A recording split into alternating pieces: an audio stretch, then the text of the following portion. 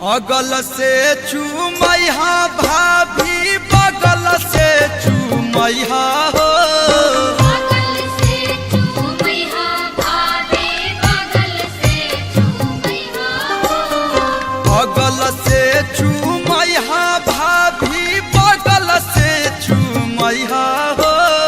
भैया लोग के छुअल जो बना माथे जनी ठेकैहा हो।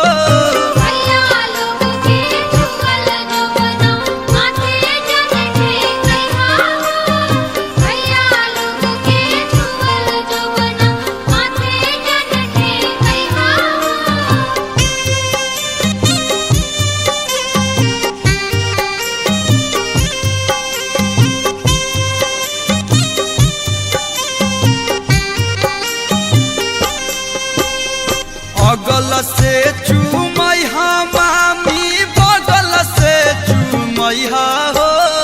बगल से चूमैहा मामी बगल से चूमैहा हो।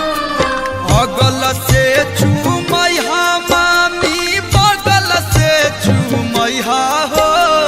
मामा लोग के छुअल अगल से चूमैहा भाभी बगल से चूमैहा हो। बगल से चूमैहा भाभी बगल से चूमैहा हो। अगल से चूमैहा भाभी बगल से चूमैहा हो।